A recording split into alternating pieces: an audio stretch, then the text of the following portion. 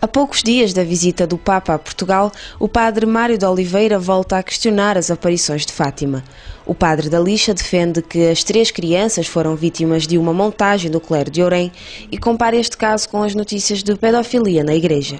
Eu quase que me atrevo a dizer que as 3 crianças que foram envolvidas pelo clero de Ourém, em 1917, naquela montagem das aparições de Fátima, que foi tipicamente uma montagem do clero de Ourém, que essas crianças acabaram por ser vítimas de toda essa montagem, e isso prefaz, na minha sensibilidade de padre dentro da Igreja, e até de ser humano, prefaz um crime, um abuso, digamos, pelo menos tão grave quanto o da pedofilia, porque o da pedofilia ainda pode ser, de certa maneira, como que reparado, com o acompanhamento de especialistas, ainda pode vir a ser superado.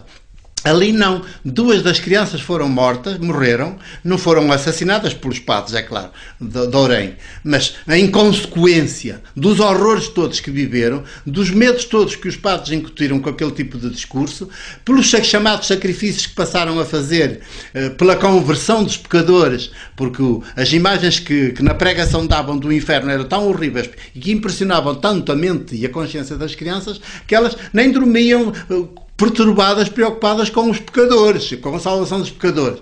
E então faziam sacrifícios toda a hora em feitio, não comiam, não bebiam água em pleno verão. Quando veio a pneumónica, poucos meses depois das chamadas aparições, a pneumónica levou imensa gente, também levou aquelas crianças que estavam demasiado fragilizadas, não puderam resistir.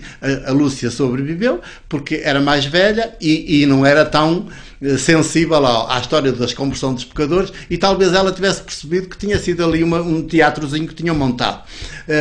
Depois, tem outra agravante, para lá da morte dos 2 irmãos, tem depois, como fico que sobreviveu a Lúcia, a adolescente, em vez de pôr fim àquilo tudo, porque a senhora de Fátima, afinal, não valeu às 2 crianças, elas morreram da pneumónica.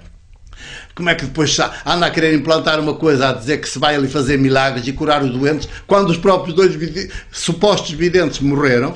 Ela não os protegeu aos seus próprios.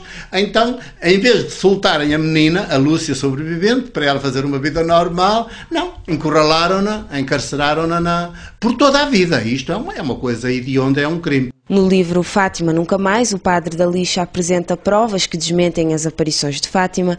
Mário de Oliveira sabe que nos dias de hoje será muito difícil que a Igreja reconheça a suposta mentira. A Fátima transformou-se na Fátima S.A. Portanto, é uma empresa que dá muito dinheiro à Igreja em Portugal e dá muito dinheiro ao Vaticano.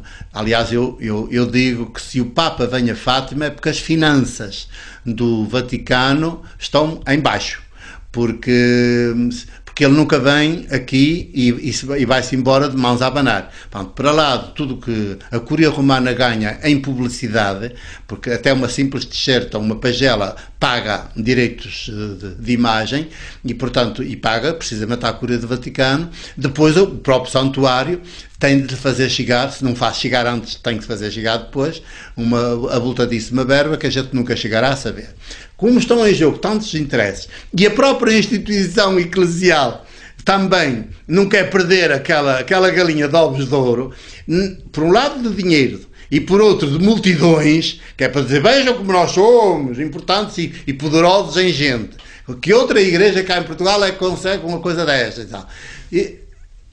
Os interesses são muitos e, portanto, eu não vejo, só com uma mudança radical da própria Igreja é que ela dirá, tenham paciência, mas isto foi tudo um grande equívoco, uma grande mentira e, portanto, não vamos prosseguir nela, porque queremos ser uma Igreja pobre e não queremos ser uma grande empresa turística.